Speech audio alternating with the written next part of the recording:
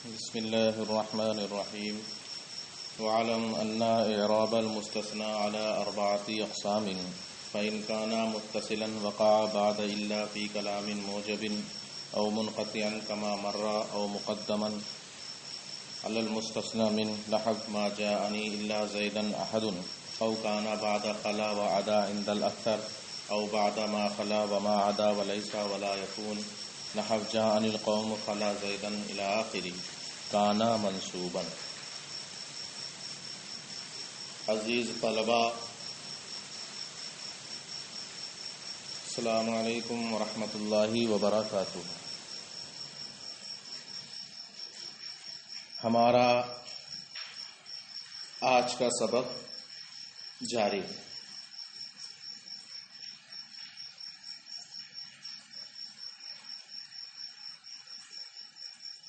بحث چل رہی تھی منصوبات کی ایک قسم مستثنیٰ کے بیان میں، اور مستثنیٰ کی تعریف اس کی قسموں کو آپ نے کل پڑھا. آج آپ کو وہ مستثنیٰ کے اعراب کے بارے میں بتانا چاہتے ہیں، یعنی مستثنیٰ پر جو اعراب آئے گا وہ کتنی قسم کا ہوگا. اس کے بارے میں کہتے ہیں کہ مستثنیٰ کی اعراب کی 4 قسمیں ہیں، یعنی مستثنیٰ پر 4 طریقے سے اعراب آئے گا.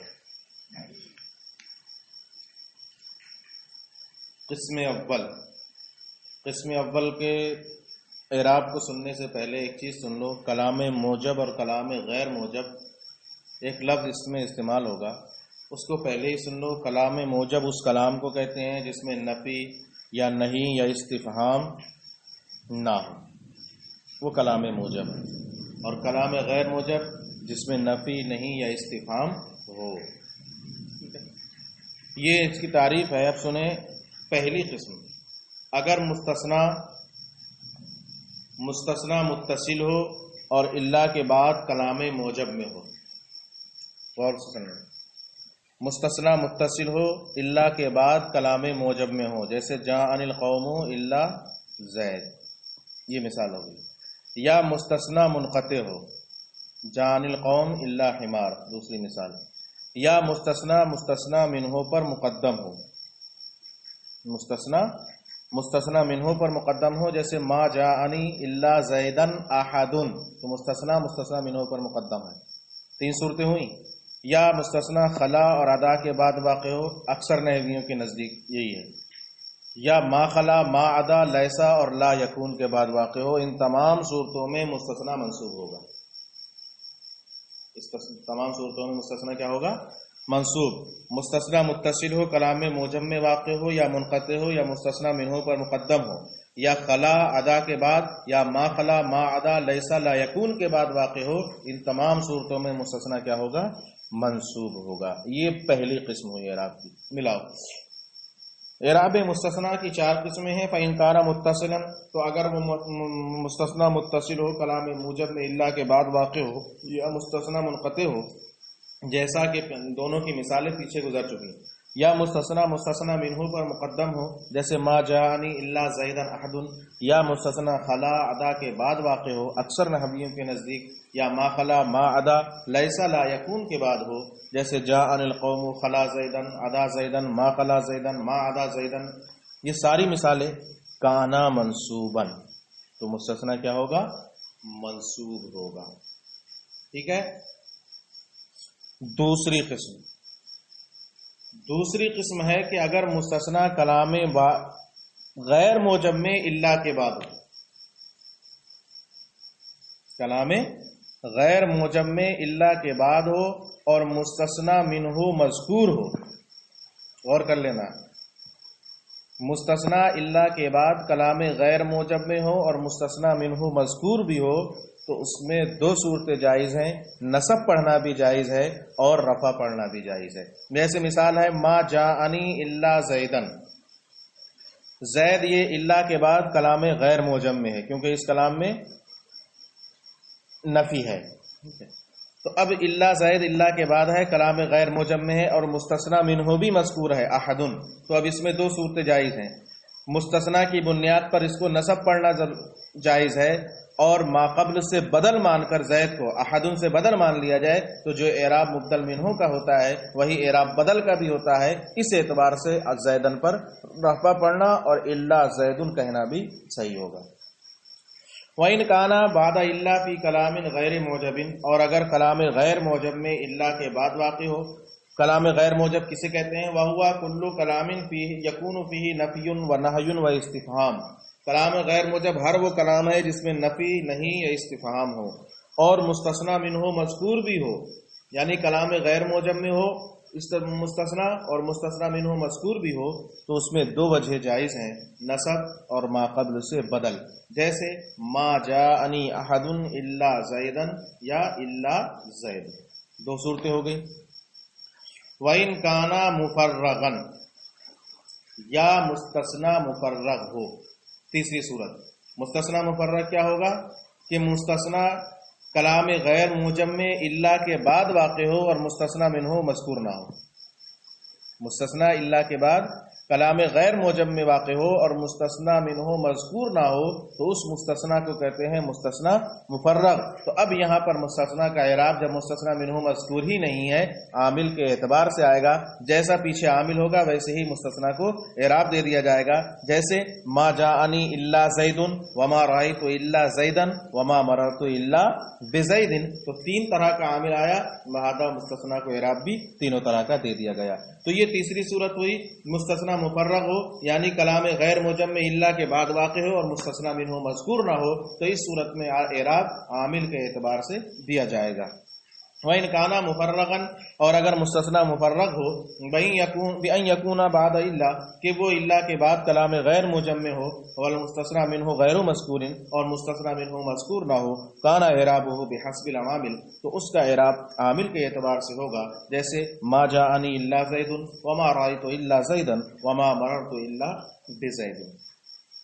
چوتھی صورت، اور اگر مستثنا غیر، سوا، سوا، حاشا وغیرہ کے بعد ہو تو مستثنا مجرور ہوگا.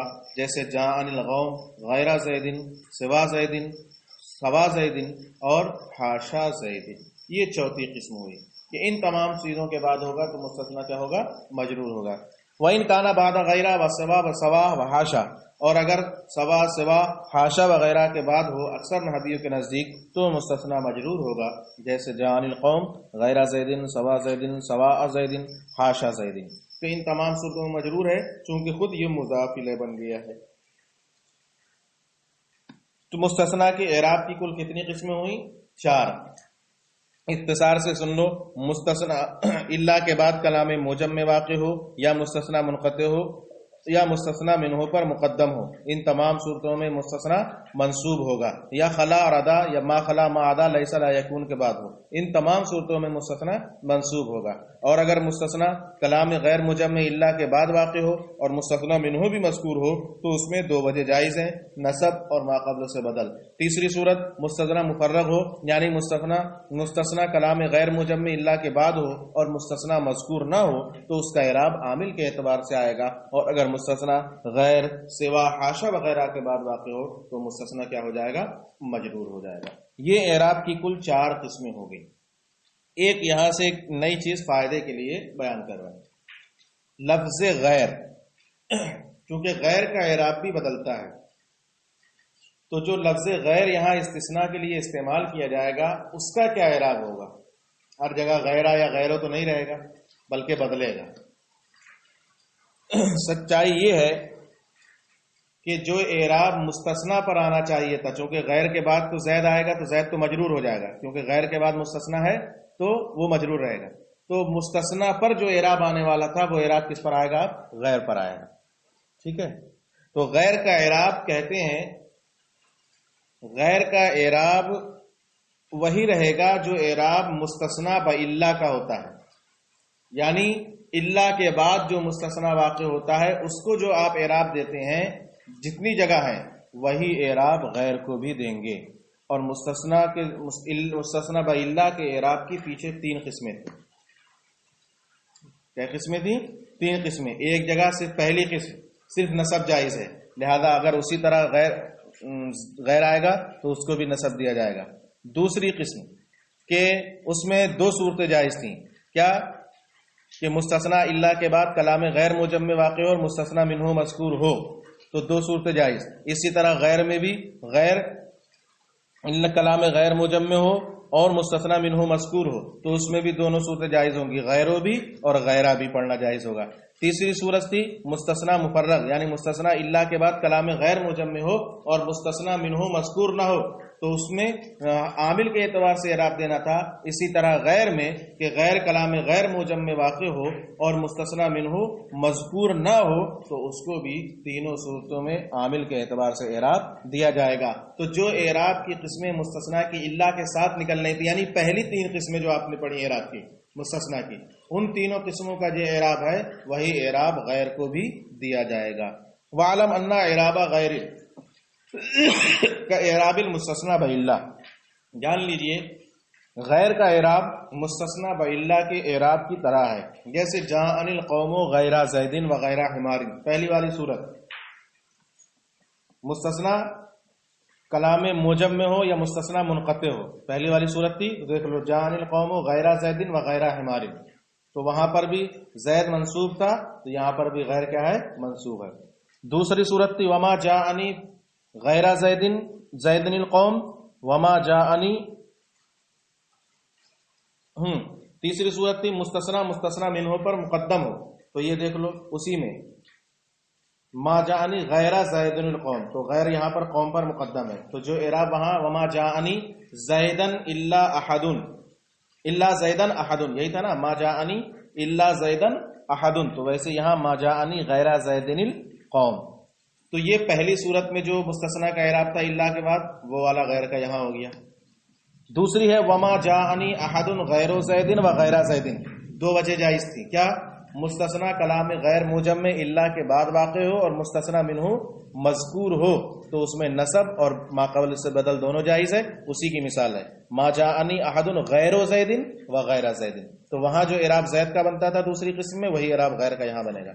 تیسری صورت تھی مستثنا مفرغ، عامل کے اعتبار سے اعراب آئے گا جبکہ کلام غیر موجب میں ہو اور مستثنا منہ مذکور نہ ہو، تو زیدن پڑھا تھا تو یہ کہ ما جاءنی غیر زیدن، رأیت غیر زیدن، مررت بے غیر زیدن، یہ تینوں اعراب ہو گئے۔ دیکھو اس میں پہلی جو مثال ہے وما جاءنی غیرہ لکھا ہوا، یہ غیرہ نہیں غیرو ہوگا، اس کو صحیح کر لینا آپ لوگ، وما جاءنی غیر زیدن وما رأیت غیر زیدن وما مررت بے غیر زیدن، یہ ہو گئی بات پوری۔ چلو اس کی بات ختم ہی کر لو۔ وَعْلَمْ أَنَّ لَفْظَةَ غیر موضوعة للصفت وقد تستعمل للاستثناء، ایک فائدہ اور بتا رہے ہیں کہ لفظ غیر حقیقت میں صفت کے لیے وضع کیا گیا، کس کے لیے وضع کیا گیا؟ صفت کے لیے، البتہ کبھی کبھی اس کو استثناء کے لیے بھی استعمال کر لیا جاتا ہے، جیسے لفظ الا استثناء کے لیے وضع کیا گیا ہے لیکن کہیں کہیں اس کو صفت کے لیے بھی استعمال کر لیا جاتا ہے، جیسے قرآن پاک میں ہے لو کانا فیہما آلہۃ الا اللہ لفسدتا، تو یہ جہاں پر الا اللہ ہے یہ الا یہاں پر کس کے معنی میں؟ استثناء کے معنی میں نہیں ہے بلکہ ہے آلہۃ غیر اللہ، صفت کے معنی میں ہے۔ اگر اللہ کے علاوہ کوئی دوسرا معبود ہوتا تو یہاں پر اللہ صفت یعنی غیر کے معنی میں ہے، اے غیر اللہ۔ ایسے ہی آپ پڑھتے ہیں لا الہ الا اللہ، تو یہاں پر جو اللہ ہے وہ استثناء کے لیے نہیں ہے بلکہ کس کے معنی میں ہے؟ غیر، صفت کے معنی میں ہے۔ تو وہی کہہ رہے ہیں کہ جس طرح اللہ استثناء کے لیے وضع کیا گیا ہے لیکن کبھی کبھی صفت کا معنی دیتا ہے، اسی طرح لفظ غیر صفت کے لیے وضع کیا گیا ہے لیکن کبھی کبھی استثناء کا معنی دے گا۔ وعلم، جان لیجئے کہ لفظ غیر یہ صفت کے لیے وضع کیا گیا ہے لیکن کبھی کبھی استثناء کے لیے استعمال کیا جائے گا، کما ان لفظۃ الا، جیسے کہ لفظ الا وضع کیا گیا ہے استثناء کے لیے، وقت تستعمل للصفت، جبکہ کبھی کبھی وہ صفت کے لیے استعمال کیا جائے گا، جیسے اللہ کا قول لو کان فیہما آلہۃ الا اللہ لفسدتا، اے غیر اللہ، وکذالک قولک لا الہ الا اللہ، یہ آپ کا سبق ہے، آپ اسے محفوظ کریں۔